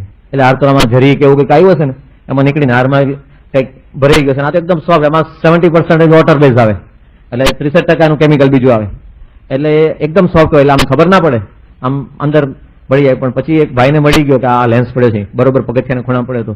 એટલે આવી ઘણી બધી તકલીફો સ્વામીને પડતી હોય છે, પણ છતાંય સ્વામી પોતાના વિચરણમાં આના માટે કંઈ કાપ નથી મૂકતા. એટલે મોટા પુરુષ પોતાના દેહનો ભીડો વેઠીને પણ ભક્તોના સુખ માટે ક્યારેય પણ પોતે ફરિયાદ કરતા નથી, કે ક્યારે બને ત્યાં સુધી જાણ ન થાય એનો ખટકો રાખે. અને આપણે આવું થયું હોય તો જોયું, મારા લેન્સ પડી ગયા હતા તો હું સભામાં ગયો કે આમ આપણે ન કહીએ તો કોક કહેતું હોય ને તો અંતરથી તો રાજી જ થઈએ, પણ સ્વામીની અંતરમાં જે જીવન ભાવના છે ને ક્યારે આ દેખાઈ નથી કે પોતાના માટે અને પોતાના દેહના સુખ માટે કંઈક કહેવું કે પોતાના દુઃખ માટે કંઈક કહેવું. આ એક મોટા પુરુષની વિશેષતા છે.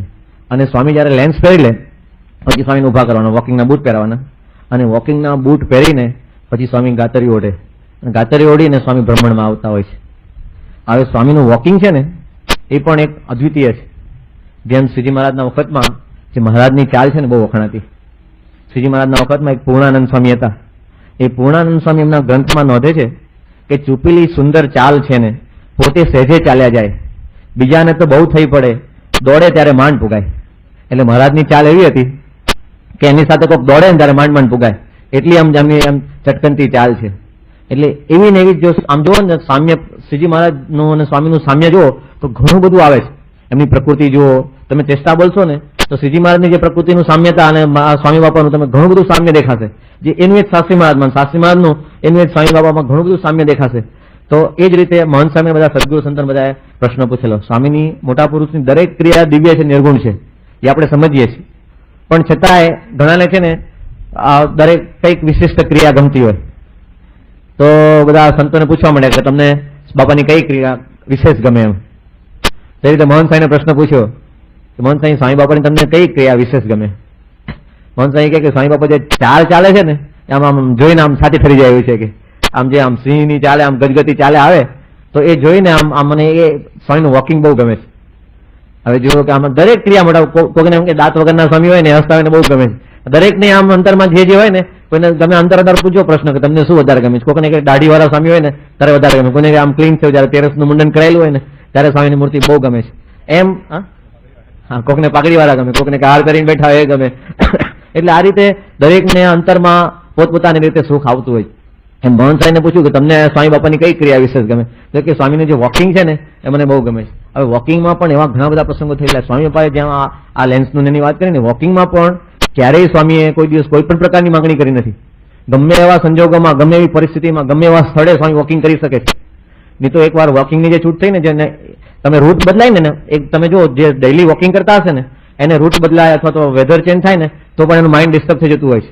પણ સ્વામી બાપા ક્યારેય પણ વોકિંગમાં ડિસ્ટર્બ નથી થયા. એકવાર 1990 પછી મહીજડા ગયા હતા, તો ઉનાળાની બરોબર ગરમી હતી અને બહાર વોકિંગ થાય એવું હતું ને, એને ગામડાની શેરીમાં સાંજના ટાઈમે છે ને બધા બૈરા છોકરા બધા આટા મારતા હોય ને એટલે સ્વામીને બહુ પસંદ ના પડે, કારણ કે વોકિંગ કરતા હોય તે વખતે આ બધું કચરપટ્ટી બહુ ફાવે નહીં. એટલે સ્વામી એને ગરમી હતી બહાર, એટલે હોલમાં સ્વામી વોકિંગ કર્યું. હવે હોલ એટલે કેટલો? ખાલી 13 જ પગલા મેં રૂમ પૂરી થઈ જતી એટલા વોકિંગ કર્યું બાપાએ. બોલો, 13 પગલા મારે રાઉન્ડ પૂરો, 13 પગલામાં એક રાઉન્ડ, એટલી નાની જગ્યામાં સ્વામી વોકિંગ કર્યું. પછી જનરલી છે ને સ્વામી વોકિંગમાં આવી પ્લેન સરફેસ વધારે પસંદ કરતા હોય છે, કારણ કે એમાં શું પછી ટેન્શન નહીં, ગમે ત્યારે ખાડો આવે કઈ પ્રશ્ન નહીં. છતાં પણ ઘણીવાર એવું બનતું હોય છે કોઈ હરિભક્તોને એવો ભાવ હોય તેનો ભાવ પૂરો કરવા સ્વામીને અનુકૂળ નથી, છતાં પણ સ્વામીને રાજી કરવા ત્યાં જતા હોય છે. એકવાર જામનગરમાં સ્વામી બિરાજમાન હતા.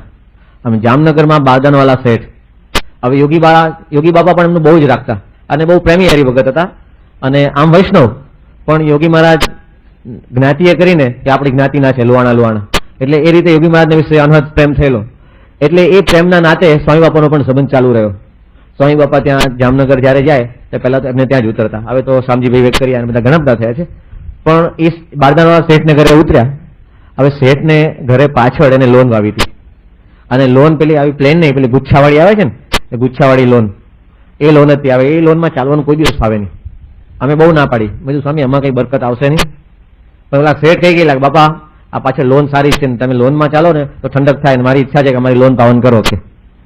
મેં તમારી ઈચ્છામાં અમે પાવન થઈ જઈએ એનું, પણ પછી સ્વામી એની ઈચ્છા પૂર્ણ કરવી હતી એટલે સ્વામીને અનુકૂળ આવે ને, કારણ કે પગ છે ને ગમે ત્યારે આમ થઈ જાય, આમ એવું થઈ જાય, અનઇવન સરફેસ આવે ને એટલે મજા જ ના આવે.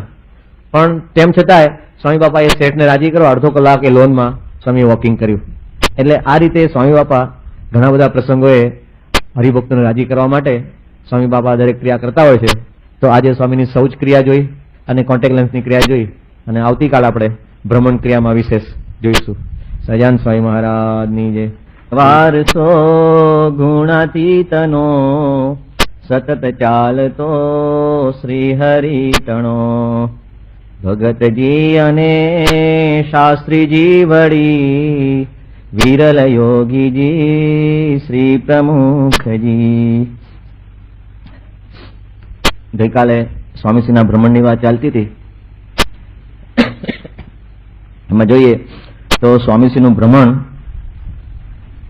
આપણા કેટલાય જીવોને જન્મ મરણનું ભ્રમણ મટાડનારું છે. ઘણી વખત સ્વામીના ભ્રમણમાં કહેતા કે વોકિંગમાં એવા વિશિષ્ટ પ્રસંગો પણ બનતા હોય છે. સ્વામી બાપા વિશિષ્ટ રીતે સુખ પણ આપતા હોય છે અને વિપરીત સંજોગોમાં પણ સ્વામી ભ્રમણ કરતા હોય છે. કાલે એક દાખલો જોયો હતો કે સ્વામી 13 પગલાના રાઉન્ડમાં સ્વામી ભ્રમણ કરેલું. એવી રીતે સ્વામી જયારે અટલાદરા બિરાજમાન હતા ત્યારે સ્વામીને પગની તકલીફ હતી, એટલે ગરમી ખૂબ થાય અને નીચે તો કઈ વોકિંગ થાય એવું હતું નહીં, એટલે સ્વામીને ઉપર અગાસીમાં ચડાવવાના ખુરશીમાં બેસીને ભ્રમણ કરવા માટે. અને પછી સ્વામી ત્યાં વોકિંગ કરે અને વોકિંગ કર્યા પછી સ્વામીને ઢીચણની તકલીફ હતી, એટલે એક વૈદ્ય કીધેલું કે અજમાનું તેલ ચોપડો બહુ સારું કે, એટલે અજમાનું તેલ પગે ચોપડતા હતા. આ રીતે સ્વામી 3 ટાઈમ ભ્રમણ કરતા. પછી ધીરે ધીરે 20-20 મિનિટ 3 ને બદલે 30-30 મિનિટ 2 વખત, કારણ કે 3 ટાઈમ કાઢવો પછી બહુ ડિફિકલ્ટ થતું હતું, એટલે સવારે અને સાંજે 2 ટાઈમ વોકિંગ થયું. 1985 સુધી સ્વામી બાબા જયારે વોકિંગ કરતા ને ત્યારે વોકિંગમાં ખાનગી ચાલતી. સ્વામી 1985માં CFI કરવા લંડન ગયા, ત્યારે લંડન પધાર્યા ત્યારે લંડનમાં જો વેધર સારું હોય તો સ્વામી બહારના પટ્ટે, બહુ લાંબો પટ્ટો છે બહાર, ત્યાં આગળ વોકિંગ કરતા. અને એક રાઉન્ડ થાય ત્યાં સામે બીજા હરિભક્તો ઉભા જ હોય, એટલે એક રાઉન્ડ પૂરો થાય એટલે પેલા નીકળી જવાનું, પછી બીજી ખાનગી શરૂ થાય. એ રીતે સ્વામી લગભગ 30 રાઉન્ડ કરતા, પણ 30 રાઉન્ડમાં 30 હરિભક્તોની ખાનગી પતી જતી અને એમાં ઘણા બધાના પ્રશ્નો સોલ્વ થઈ જતા. એટલે સ્વામી બાપાના ભ્રમણમાં અનેકના જન્મ મરણના ભ્રમણ પણ મટી જતા હોય છે. સ્વામી બાપા એક બહુ સરસ પ્રસંગ છે, સારંગપુરમાં હતા ત્યારે પાછળ બગીચામાં વોકિંગ કરતા હતા સ્વામી, અને તે વખતે સંતો ગમત કરતા હતા. આપણે સુરતના ઘનશ્યામ ચરણ સ્વામી છે, ઘનશ્યામ બાપા, એને સ્વામી શ્રી વિશે સખાભાવ ઘણો છે. એટલે સ્વામી વોકિંગ કરતા હતા ને એટલે રસ્તામાં સુઈ ગયા. બધા સંતો યોગાસન કરતા હતા, એટલે શીર્ષાસન કરે, કોઈ વાર હલાસન કરે, એવી રીતે બધા જુદા જુદા વિશિષ્ટ આસનો કરતા હતા સ્વામીના વોકિંગ દરમિયાન. તો ઘનશ્યામ બાપા કે હું સભાસન કરું કે, અને બરોબર વચ્ચે સુઈ ગયા. એટલે સ્વામી આમ ફરીને જવા માંડ્યા. પછી બધાએ કીધું બાપા ઉપરથી ઉપરથી. એટલે સ્વામીની ઈચ્છા નથી, પણ પછી સ્વામીને સુખ આપવું હતું અને ઘનશ્યામ બાપાને સુખ લેવું હતું. એટલે બાપા કે આવો આવો કે આવો આવો. એટલે સ્વામીને આમ વચ્ચે સુતા હતા તો સ્વામી એમની છાતી ઉપર પગ મૂકીને પછી ગયા. એટલે એવી રીતે પણ સ્વામીએ સુખ આપેલું છે. ઘણી વાર શ્રીજી મહારાજના આપણે દ્રષ્ટાંત જોઈએ છે કે શ્રીજી મહારાજે ઘણી બધી જગ્યાએ ચરણાવિંદ આપેલા છે. તો શ્રીજી મહારાજ ચરણાવિંદ કેવી રીતે આપતા? તો ઘણી વખત તો એક જ કપડામાં 25-30 જોડી આમ ચરણાવિંદ છાપી આપ્યા છે. તો પેલું હિંચકાનું કડું હોય ને, ગામડામાં તો ઘર નીચા હોય અને ઓલો પાટલો હોય, પાટલા પર હિંચકાના કડા બાંધ્યા હોય, તો મહારાજ બે કડું પકડીને ઉભા રહે અને ઊંચા થાય અને આમ પગમાં પેલે કંકુવાળી થાળી હોય એમાં પગ બોળે અને એક આખું ધોતિયા જેવું પાથરી દેલું એમ ચરણાવીને આપતા જાય. એવી રીતે ઘનશ્યામ મહારાજને, ઘનશ્યામ બાપાને સ્વામી બાપાએ વિશેષ સ્મૃતિ આપી સારંગપુરમાં. એની છાતી પર પગ મૂકીને સ્વામી પછી આગળ કૂદીને નીકળી ગયા. એક વખત અમદાવાદમાં સ્વામી ઉપરના હોલમાં, ત્યાં તો બધું તૂટી ગયું છે, એ હોલમાં વોકિંગ કરતા હતા. અને ત્યારે પછી બધા સંતોએ કીધું કે બાપા તમે નાના હતા ક્રિકેટ કેવી બોલર હતા કે બેટ્સમેન હતા? એક બોલિંગ કરી બતાવો કેવા હતા, શું ખબર પડે. બધાએ બહુ કર્યું પણ પેલા સ્વામી ના જ પાડે.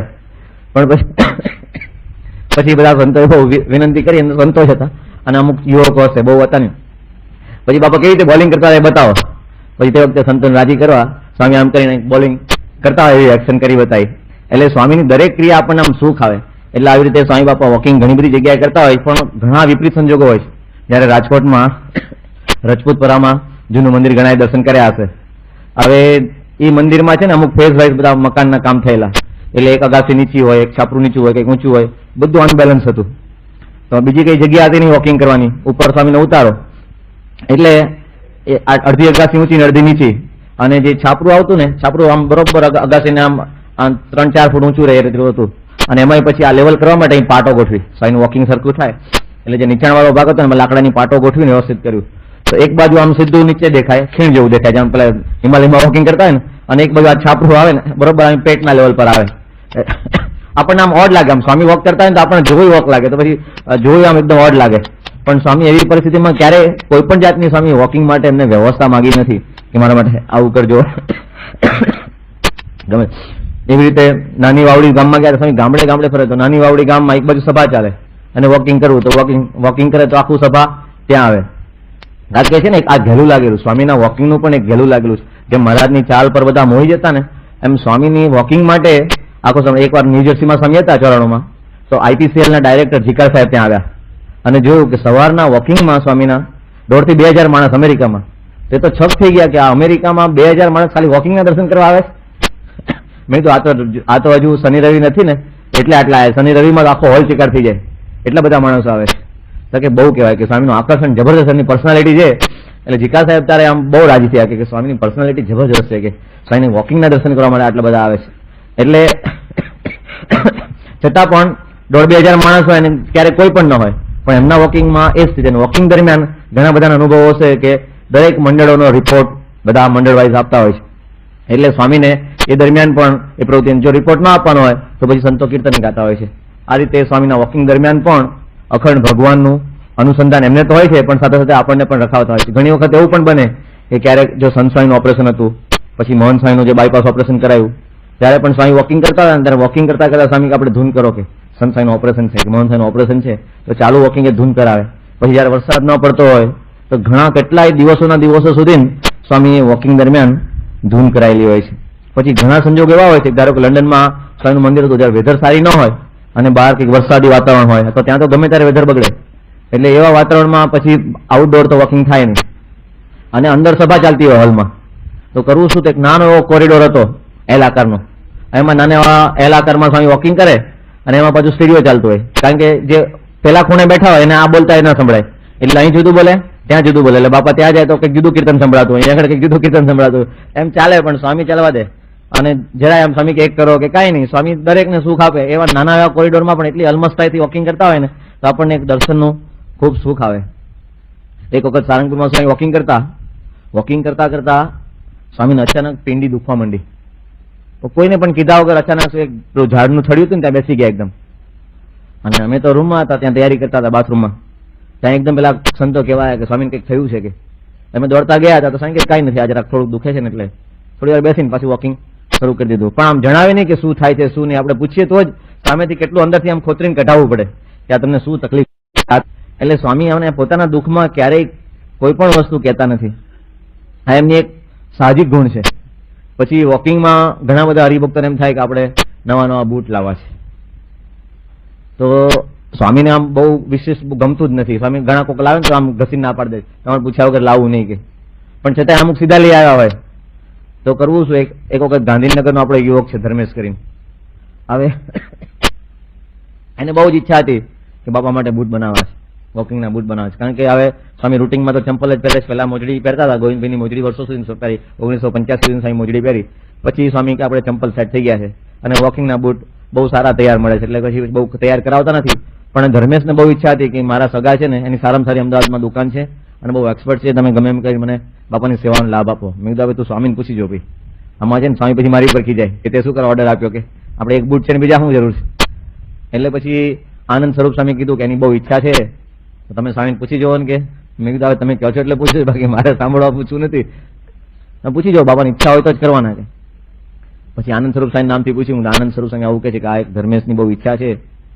કારણ કે આપણે છે ને, મેં તો મને ખબર છે તો, પણ હવે રજૂઆત કરીએ પછી આપની જે ઈચ્છા હોય સારું કે બનાવે. કે પછી માપ આપ્યું, બૂટનું માપ આપ્યું, બધું વ્યવસ્થિત બનાવ્યા.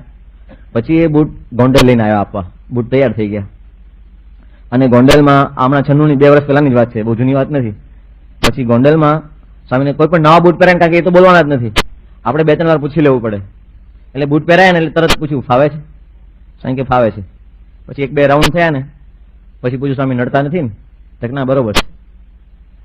પછી જયારે વોકિંગ પૂરું થવા આવ્યું, લગભગ 2-3 આંટા જ બાકી હશે, અને જે સંતો બેઠા હતા વોકિંગમાં એ કે સ્વામીના પગે કંઈક થયું છે. કે મેં કંઈક થયું નહીં, 2-3 વાર પૂછ્યું સ્વામીને ફાવે છે તો બૂટ તો ફાવે છે, નડતા હોય તો તરત કે. પણ સ્વામી બાપાએ ઠેર સુધી જણાવ્યું નહીં. પછી જોયું તો બરોબર ડન્સ પડીને ચામડી ઉખડી ગયેલી ને ત્યાં લોહી નીકળેલું. પછી મેં કીધું સ્વામી આ બૂટ તમે આ લોહી નીકળ્યું, તો કે ના એવું કઈ થયું નથી. મેં થયું નથી, આ દેખાય છે ને, તમને ખબર નથી. પછી તો એમને છેલ્લો 1 રાઉન્ડ બાકી હતો, પછી અંદર રૂમમાં આવ્યા. એટલે કહેવાનું શું છે કે કઈક હરિભગતની ઈચ્છા હશે, પણ એનો ભાવ પૂરો કરવા માટે સ્વામીને મોજડીમાં ડંક પડી ગયું. તો સહેજે ડંક પડે ને તો ખબર પડે જ આપણને. પછી ચામડી નીકળે ત્યારે તો ગમે હોય ને ખબર પડી જાય, પણ આ તો ચામડી નીકળી ગઈ, પછી લોહી નીકળ્યું તો પણ કે ના કઈ મને ખબર નથી કે શું થયું. કે પછી તો આપણે ડ્રેસિંગ કરી લીધું. પણ કહેવાનું શું છે કે આવા પણ ઘણા બધા પ્રસંગો એવા બનતા હોય છે. અને બીજું શું થાય કે ઉત્સવ સમય હોય, એવું કંઈક હોય, વહેલું નીકળવાનું હોય, તો સ્વામી બાપા શું કરે કે પહેલી પોતાની ક્રિયામાં કાપ મૂકે.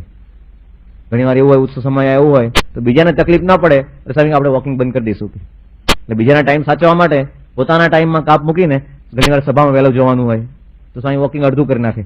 આ પણ ઘણી વાર પ્રસંગો બનતા હોય, ઘણી વાર ન પણ કરે.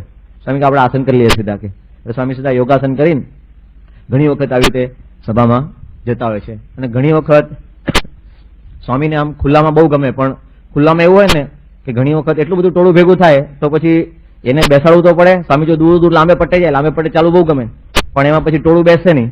એટલે સ્વામી વ્યવસ્થા સચવાય એટલા માટે પણ ઘણી વાર હોલમાં કેવી રીતે વોકિંગ કરતા હોય. અમારા મનુભાઈ મહેતા ઘણી વાર વાત કરે મુંબઈમાં, આ કે સ્વામીના વોકિંગમાં શું ઘેલું લાગ્યું છે ખબર નહીં, કે આ બૈરા બધા ઘરેથી છે ને આ છોકરાઓને એમને મૂકીને જતા રહે, અમારે સાચવવા પડે. એને બહુ આવવાનું મન હોય નહીં, એટલે આને બૈરાનું ઉત્સાહ આપણે દર્શન કરવા જવું છે. એટલે એ લોકો છોકરા હવારે ભૂખ્યા તરસે કે આ શું ઘેલું લાગ્યું. મેં તો આ સ્વામીને એકનું ઘેલું નથી, કેટલા બધા ભક્તોનું એવું ઘેલું લાગ્યું. આમ શ્રીજી મહારાજના વોકિંગમાં સંતોને ઘેલું લાગેલું ને એમ સ્વામીના વોકિંગમાં એટલું બધું ઘેલું લાગ્યું કે મનુભાઈ ઘણી વાર સ્વામીને વાત કરે. સ્વામી કે તો ભગવાનની ઈચ્છા, કે સ્વામી પાછા ગમત કરે, મનુભાઈ સાથે બહુ ઘણી ગમત કરે. એટલે સ્વામીની મૂર્તિનું આકર્ષણ એવું છે ને કે ગમે એવું હોય ને સ્વામીનું વોકિંગ મન થઈ ના કીધું કે મને બધી ક્રિયામાં સૌથી વધારે ગમે છે વોકિંગ કરતા હોય ને એ ગમે. એટલે દરેક ક્રિયાનું કંઈક અંદર સુખ આવતું હોય.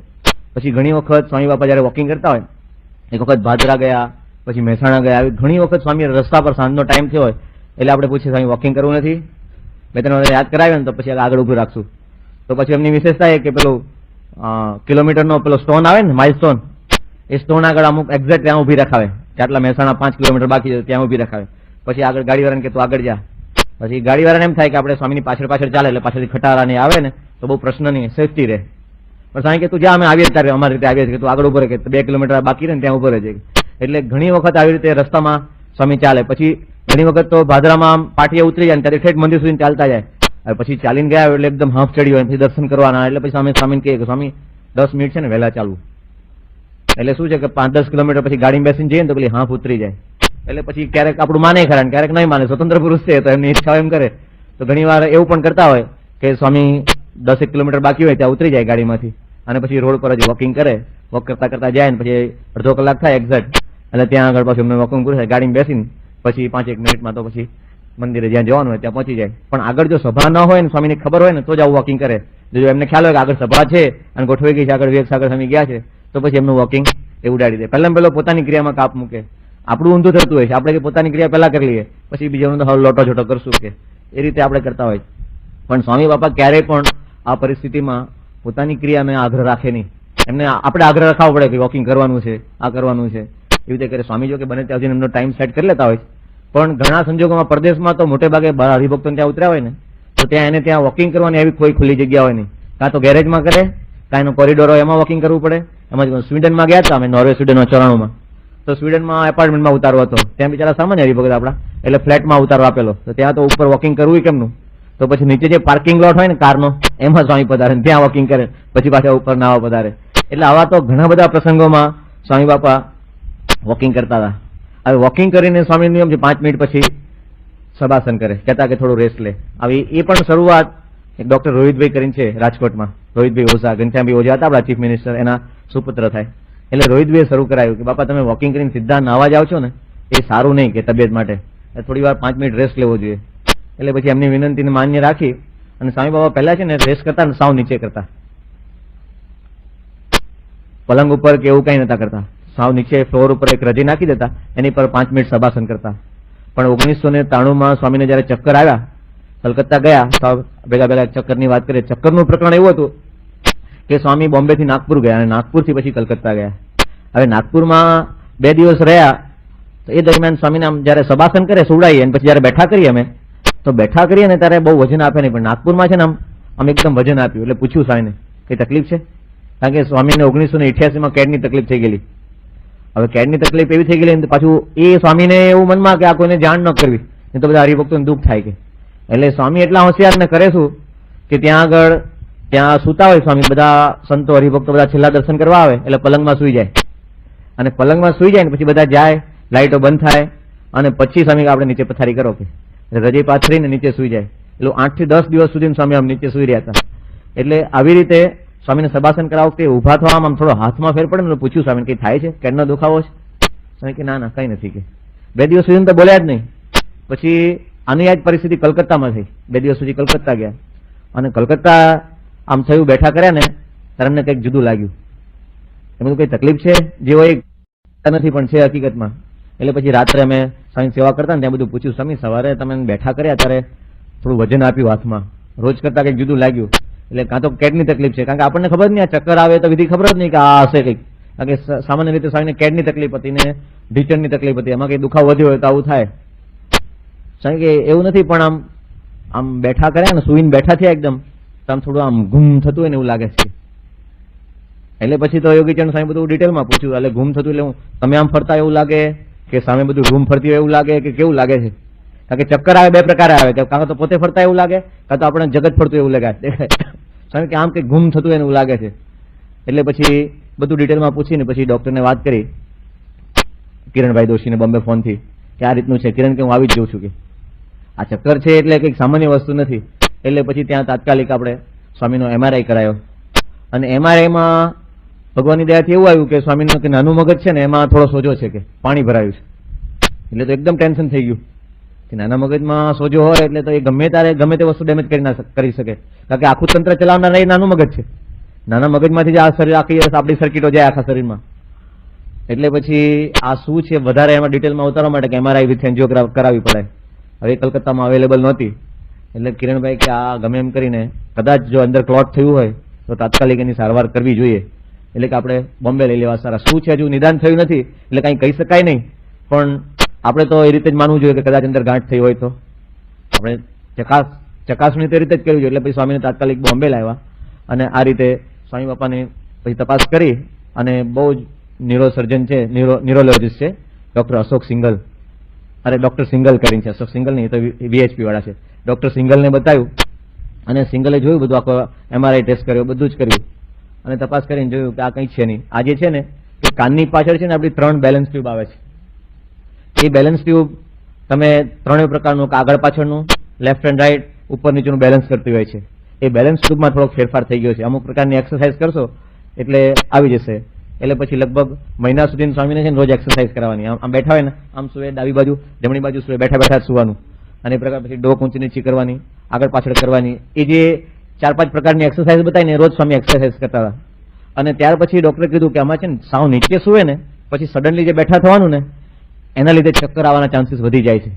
એટલે સ્વામીને નીચે તમે સબાસન કરાવો છો એના બદલે તમે કે પલંગમાં જ કરાવો. એટલે બેઠા થાય ને એટલે અડધા તો આમ ઊભા થયેલા જ કહેવાય, અને પછી અડધા જ ઊભા થવાનું હોય.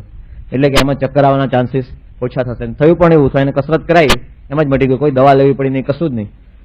અને એમાં ત્યારથી 1993 પછી આપણે જે નીચે સબાસન કરાવતા હતા એના બદલે પછી પલંગ ઉપર સબાસન શરૂ થયું. અને 5 મિનિટ સબાસન કરીને પછી સ્વામી સ્લીપર પહેરીને સીધા બાથરૂમમાં પધારે. હવે ઘણા બધા હરિભક્તોને આ લાભ મળ્યો હશે.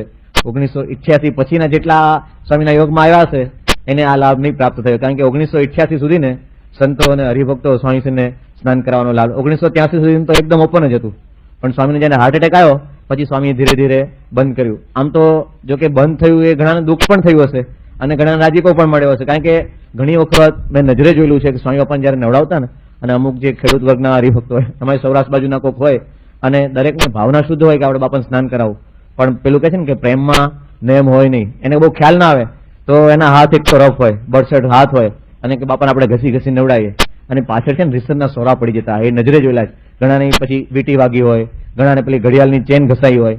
સ્વામી ક્યારેય કોઈ વસ્તુ બોલે નહીં, પણ હવે શરીર આટલું એટલું, સ્વામીના 2 પગ ને આ બરડો આટલે નવડાવવાનું, એમાં 25 જણા ચોટ્યા હોય.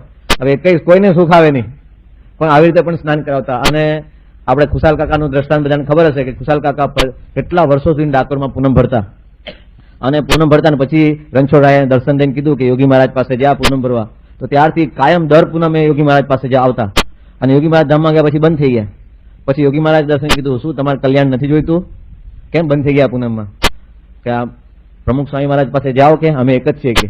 ત્યારથી પછી હંમેશા એ પૂનમ ભરવા આવતા. પણ પ્રેમી ભગત એટલા બધા ને કે સ્વામીને નવડાવવા કાયમ આવતા. અને ઘણી વખત તમે જાણો છો ગામડામાં ઘણા જૂના હરિભક્તોને ખબર હશે, ગામડામાં માંડ 2 ડોલ ગરમ પાણી મળતી હોય, એમાં પાછું એ પોતે એનો લોટો લઈને આવે ખુશાલ કાકા, અને ગમે ત્યાં આવે ને પોતરી પહેરી લે પાછા, અને પોતરી પહેરીને સ્વામીને નવડાવવા આવે. અને એ તો સ્વામીને નવડાવે, પણ સ્વામી બાપાએ પાછા એને નવડાવવાનું.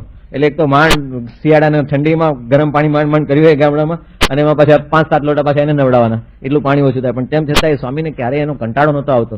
સ્વામી પાસે એને એ ભક્તોને એવી રીતે રાજી કરતા, અને એવી રીતે સ્વામી એને સ્નાન કરાવતા, અને હરિભક્તો પણ બધા આવી રીતે સ્નાન કરાવતા. પછી સ્વામીએ 83માં હાર્ટ એટેક આવ્યો ને પછી ધીરે ધીરે કોઈ પણ રિવાજ બદલવો હોય તો એક સાથે બંધ નથી થતું, એને ધીરે ધીરે વર્ષો લાગે. આ રિવાજ સ્વામીને બંધ કરવો હતો એને 5-7 વર્ષ થયા ત્યારે માંડ આ સેટિંગ થયું.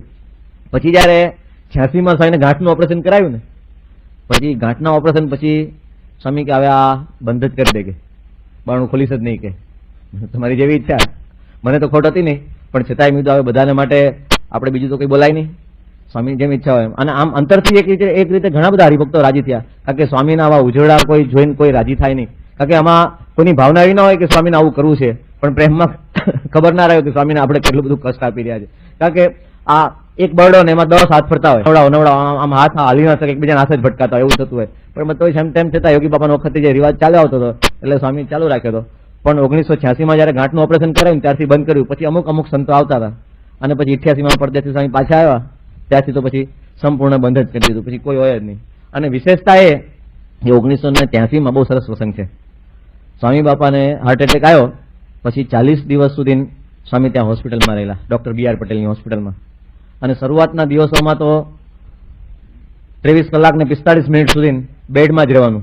ખાલી સવારે ખાડે જાય 10 થી 15 મિનિટ, ત્યારે પલંગની બાજુમાં જ ખુરશી મૂકીને અમે બધી વિધિ કરાવતા. અને ડોક્ટરે ના જ પાડેલી કે થોડા દિવસ પછી ધીરે ધીરે છૂટ આપી, અને 15-20 દાડા થયા છે ને પછી સ્વામીને નાહવાની છૂટ આપી. પછી 15-20 દિવસથી શું ગરમી બહુ થાય એટલે પછી પાછો નાઇસિલનો પાવડર ને બધું નાખતા, કારણ કે સૂતા સૂતા કેટલું આમ તપી જાય બધું. થોડી વાર બેઠા કરીએ, હાથ ફેરવે. અને સ્વામીનું જે હાર્ટ એટેક આવ્યો 3 થી 4 દિવસ જે માથું ભમ્યું છે સ્વામીનું, જિંદગીમાં ક્યારે એવું માથું ભમ્યું નથી. સખત માથું દુખે, 24 કલાક સ્વામી માથે હાથ ફેરવો પડે. એટલે બધા વારા રાખેલા સંતોના, અને ગમે આમ સુઈ ગયા કે માથેથી હાથ લઈ લે ને તો તરત જ આમ સ્વામીને ઊંઘ ઉડી જાય, એટલું સખત 3 થી 4 દિવસ સુધી સખત માથું ભમતું હતું. એટલે એવી પરિસ્થિતિમાં પણ સ્વામી બાપા ત્યાં 40 દિવસ રહ્યા, એમાં 15-20 દાડા પછી લગભગ 25 દિવસ પછી છૂટ આપી હશે સ્વામીને નાહવાની, અને નાહવાની છૂટ આપી સ્વામી એટલા રાજી થયા અને નાહ્યા ને હાસ થયા. તો રામચરણ સ્વામી હતા, યોગીચરણ સ્વામી, કૃષ્ણવલ્લભ અને હું 4 જણા હતા નવડાવવામાં. એમાં બધું ઘણા દિવસ થયેલા ને રામ સ્વામીને એમ કે આ બીમારીમાં બહુ વાંધો નહીં આવે, એટલે આમ સ્વામી સાબુ જોયો સામે, કે મૂકી દો કે.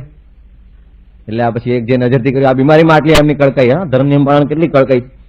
પછી રામચરણ સ્વામીને એમ કે આપણે પાછળથી નાખીએ કે, એટલે પાછળથી બરોબર આમ કરીને આમ કરીને સાબુ આમ નાખવા ગયા. અને સ્વામી જોયું હાથમાં સાબુ છે, જેવો આમ લીધો ને સરળ સ્વામી સાબુ આમ પકડીને જે ઘા કર્યો છે ને આ મૂર્તિ એકદમ યાદ આવે છે. સ્વામી કે ખબર પડતી નથી કે સાધુને આપણે શોભે નહીં કે એમાં કે બીમાર હોય કે ગમે તે હોય પણ પોતાનો જે ધર્મ નિયમ પાળવાની થોડીક છૂટ લઈ લઈએ કે એથી હાથ ધોવા એટલે માટેથી જ હાથ એ ગમે ત્યાં જાય. પછી ક્યારેક બહુ એવું ઇમરજન્સી આવી જાય ને, લગભગ તો આવે તો સાથે જ રાખે છે, આપણે જે જગને થેલો સાથે રાખે ને બધી જ સ્વામીની ઇમરજન્સી દવા આવી જાય, માટી આવી જાય, લોટો આવી જાય, એક્સ્ટ્રા આવી જાય, બધું એ 24 કલાકે ભેગો જ રાખે થેલો. એમાં પથ્થર આવી જાય, દવા આવી જાય, બધું જ આવી જાય. પણ ક્યારેક એવું થાય ને તો બહુ તો છેવટે પાવડર થી, પણ સાબુ તો અડે જ નહીં. એટલે સ્વામી આવી રીતે એમના ધર્મ નિયમ પાળવામાં બહુ જ મક્કમ રહેતા હોય છે. ઘણા બધા હરિભક્તોની ઈચ્છા હોય કે સ્વામી બાપા અમારા સ્વિમિંગ પુલમાં પધારે. સ્વામી આવી રીતે એમના ધર્મ નિયમ પાળવામાં બહુ જ મક્કમ રહેતા હોય છે. ઘણા બધા હરિભક્તોની ઈચ્છા હોય કે સ્વામી બાપા અમારા સ્વિમિંગ પુલમાં પધારે, હાજી પણ કરે. એક વખત વડાગામમાં સ્વામી પધાર્યા હતા, ત્યારે વડાગામમાં આ સ્નાનનો સ્વામી બાપા અમારા સ્વિમિંગ પુલમાં પધારે, હાજી પણ કરે. એક વખત વડાગામમાં સ્વામી પધાર્યા હતા, ત્યારે વડાગામમાં આ સ્નાનનો પ્રસંગ નથી પણ સ્નાન સહેજે થઈ ગયું હતું. એક વિશિષ્ટ પ્રસંગ આ એકચ્યુઅલી છે ને, પ્રસંગો મેં કઈ સભામાં કેવા કઈ કર્યા નથી, મને સ્વાંત સુખાય કે ભવિષ્યમાં સ્વામીનું સુખ લેવા માટે જ કર્યા છે. પણ હવે આ સહેજે આ યોગ થઈ ગયો છે એટલે એવા અમુક વિશિષ્ટ પ્રસંગો જે મારા સુખ માટે જ લીધેલા એ પણ મુદ્દો હવે આ આપણને લાભ થાય એટલા માટે વાત કરું. વડાગામમાં હતા ત્યારે વડાગામમાં નિર્મળસિંહ રાણાએ બધું સાયરનું બધું એમ્યુઝમેન્ટ પાર્ક માટે બધું જે અમુક રાઈડ બનાવવાની અને એ બધું બનાવવા માટે મોટું એક કેમ્પસ રાખ્યું હતું. એમાં એક સ્વિમિંગ પુલ કરેલો અને બધી મોટર બોટ ને એ બધું અંદર રાખ્યું હતું. એમાં જે એને છે ને ત્યાં નાના એક ગોળ ગોળ નાવડા બનાવ્યા હતા અને પેલા હોન્ડાના મશીન આવે છે એમાં જ એને છે ને ત્યાં નાના એક ગોળ ગોળ નાવડા બનાવ્યા હતા અને પેલા હોન્ડાના મશીન આવે છે એ મશીન અંદર મૂકી દેવાના, મશીનથી ચાલે બોટ. પછી સ્વામી ઠાકોરજી સાથે બેઠા અને પેલા હોન્ડાના મશીન આવે છે એ મશીન અંદર મૂકી બેઠા. પછી સ્વામીનું ડ્રાઇવિંગ છે ને એટલું પરફેક્ટ છે ને તમને એની પરથી ખબર પડે કે આ બોટ સ્વામી ચલાવ્યું ને ખાલી આમને સમજાવી દીધું આ એક્સિલેટર છે અને આ સ્ટેરિંગ છે, આમથી આમ કરવાનું, આમ કરશો એટલે આમ થશે અને આ પગથી તમે લઈ લો એટલે બોટ ઉભી રહેશે કે બસ. સ્વામીને ખાલી એટલું કહી દીધું અને પછી જે બોટ અંદર રમકાઈ છે સ્વામીએ, ડોક્ટર સાહેબ, મોહન સાહેબ ત્યાં આમ ગોળ ગોળ જ ફર્યા કર્યા, ત્યાંથી આગળ જઈ જ ના શક્યા. પણ સ્વામી આમ પહેલા જ ધડા કે આમ ડ્રાઇવિંગ એમનું બહુ પાવરફુલ છે. આમ જો ને સહેન એમની જો તમને આમ ઘણી વાર રથયાત્રામાં રથ ચલાવતા હોય ને સ્વામી તો આમ જઈને એકદમ નજીક હમણાં આમ ભટકાશે પણ એવી આમ કટ મારે ને સીધી આમ એકદમ ટર્ન લઈને ઠાકોરજીને આમ રથ વારી લેતા હોય છે. એટલે એમાં બહુ એક્સપર્ટ છે સ્વામી. જે વડાગામમાં સ્વામી બાપા પછી સ્વામી સાથે છે ને 2 સીટની ગાડી હતી અંદર પાણીમાં ચાલવાની બોટ. એટલે બબે સ્વામી દરેક આમ થોડા રાઉન્ડ મારે પછી એક સંતોને વારા ફરતી આમ બેસાડતા હતા. પછી હવે સ્વામીની બાજુમાં બેસવાનું તો ફાવે નહીં તો સ્વામીને સંકડાશ પડે. એટલે અમે લોકો શું કરીએ, સ્વામી વારા ફરતી અમને ચડાવે એટલે અમે આમ સ્વામીની પાછળની જે ટેકો હતો ને ત્યાં આગળ બેસી જઈએ. એટલે બધા સંતો વારા ફરતી આવ્યા. ઈશ્વરચરણ સ્વામીનો વારો આવ્યો. હવે ઈશ્વર સ્વામી બેઠા એટલે ઈશ્વર સ્વામીને એવી ભક્તિ કે સ્વામી બાપાને આમ તકલીફ ના પડે ને એટલે થોડા પાછળ લબડીને બેઠા અને પાછળ લબડીને બેઠા. એમાં બોટ પેલી આગળ થોડી ઊંચી થઈ અને આગળ ઊંચી થઈને એમાં સ્વામી ફેરવી એમાં આખી બોટ ઊંધી થઈ. ઊંધી થઈ એટલે સ્વામી અને ઈશ્વર સ્વામી બે અંદર પાણીમાં અને આમ વાતાવરણ એકદમ સિરિયસ થઈ ગયું. પછી મને જ્ઞાની સાહેબ કે તમે કેમ પડ્યા નહીં કે મેં તો મને ખબર છે સ્વામીને છે ને તરવામાં બહુ એક્સપર્ટ છે અને એટલા તૈયાર ને સ્વામી પેલી તો એન્જિન ચાલતું હોય તો બોટની નીચે જ 2 જણા પડ્યા અને ઈશ્વર સ્વામી એકદમ ગભરાઈ ગયા કારણ કે સ્વામી હતા. પણ સ્વામીએ શું કર્યું, સ્વામી બોટની નીચે પડ્યા તો ઊંડા ગયા અને આમ થોડા દૂર જઈને પછી બહાર આવ્યા. નહીં તો ગભરાઈ ગયેલો માણસ ને ત્યાં નીકળ્યો તો પેલી બોટ જ માથે ભટકાઈ પાછી. પણ સ્વામી આમ થોડા ઊંડા ગયા અને આગળ જઈને પછી બહાર નીકળ્યા. પછી તો સંતોએ બહાર ખેંચી લીધા. એટલે ઘણી વખત આવા વિશિષ્ટ સ્નાન થયું સ્વામીનો.